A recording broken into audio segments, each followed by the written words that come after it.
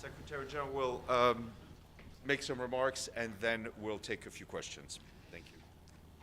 This Sunday marks 6 months since Hamas launched the abhorrent terror attacks in Israel.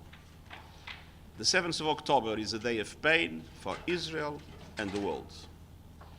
The United Nations and I personally mourn with Israelis for the 1,200 people, including many women and children, were killed in cold blood.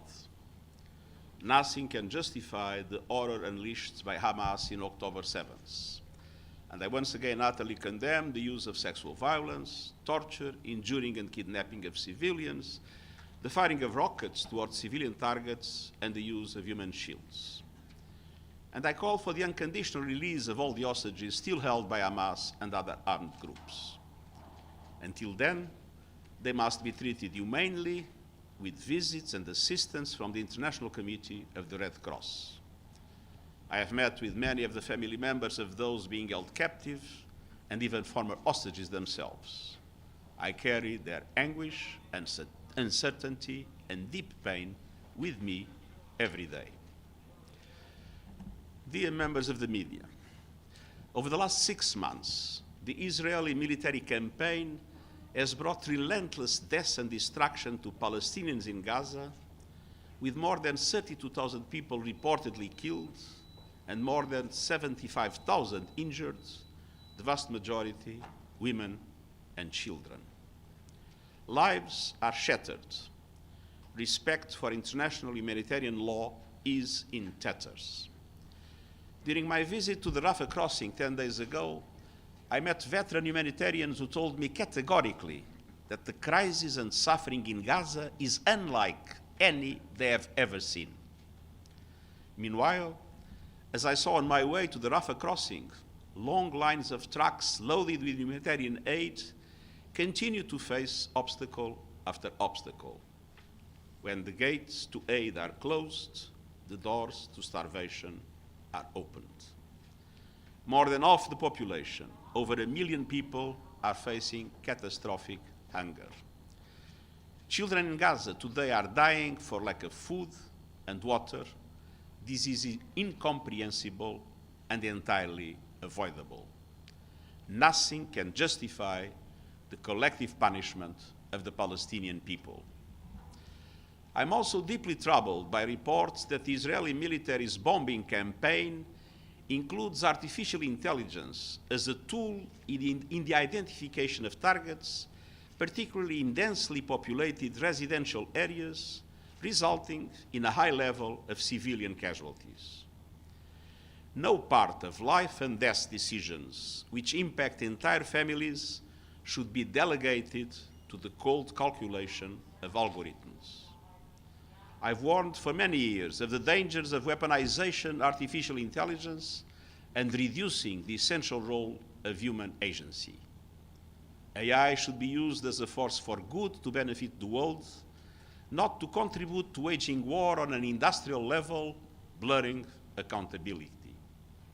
In its speed, scale, and inhumane ferocity, the war in Gaza is the deadliest of conflicts for civilians, for aid workers, for journalists, for health workers, and for our own colleagues. Some 196 humanitarian aid workers, including more than 175 members of our own UN staff, have been killed. The vast majority were serving UNRWA, the backbone of all relief efforts in Gaza. Others include colleagues from the World Health Organization and the World Food Programme, as well as humanitarians from Doctors Without Borders, the Red Crescent, and just a few days ago, World Central Kitchen. An information war has added to the trauma, obscuring facts and shifting blame. Denying international journalists entry into Gaza is allowing disinformation and false narratives to flourish. We honor all humanitarian workers who have been killed in this conflict and pledge to remember their commitment and sacrifice. Following this week's appalling killing of 7 humanitarian workers from World Central Kitchen, the Israeli government has acknowledged mistakes and announced some disciplinary measures.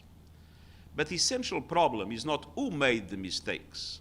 It is the military strategy and procedures in place that allow for those mistakes to multiply time and time again. Fixing those failures requires independent investigations and meaningful and measurable changes on the ground. In the aftermath of this tragedy, the United Nations was also informed by the Israeli government of its intention to allow a substantial increase in humanitarian aid distributed in Gaza. I sincerely hope that these announced intentions are effectively and quickly materialized, because the situation in Gaza is absolutely desperate. Dramatic humanitarian conditions require a quantum leap in the delivery of life-saving aid, a true paradigm shift. I repeat my urgent appeals for an immediate humanitarian ceasefire, the unconditional release of all hostages, the protection of civilians, and the unimpeded delivery of humanitarian aid. Last week, the Security Council called for just that. And in December, the Council demanded accelerating the delivery of life-saving aid under a UN mechanism. All these demands must be implemented. Failure would be unforgivable. 6 months on, we are at the brink of mass starvation, of regional conflagration, of a total loss of faith in global standards and norms. It is time to step back from the brink, to silence the guns, to ease the horrible suffering, and to stop a potential famine before it is too late. Thank you. Thank you. Edie Letter. Thank you, Mr. Secretary General. You've said there should be an independent investigation. What can the United Nations do to promote such an investigation? Well, it is obviously for the government of Israel to accept the possibility of that independent investigation, because the investigation can only work with the cooperation of the Israeli authorities. But as I said, the question is not this only specific incident. 196 humanitarian workers have been killed, and we want to know why each one of them was killed. Gabriel. Thank you, Mr. Secretary General. Gabriel Elizondo from Al Jazeera English. Sir, the Israeli government seemed to indicate that they would only open the Erez crossing temporarily. Are you satisfied with that? We don't know yet what kind of measures will be announced entirely. It is obvious that, as I said, it's not enough to have scattered measures. We need a paradigm shift. We will see if it comes, and after that, we will pronounce ourselves. Thank you. Talal Haj from Al Arabiya. Mr. Secretary General, we have been grown accustomed to straight talk without fear or favor in this United Nations of Antonio Guterres.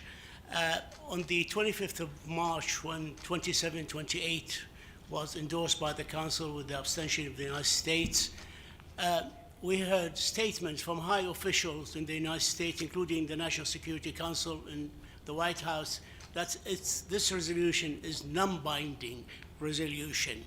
This really concerned thousands and I could say millions of people in my region.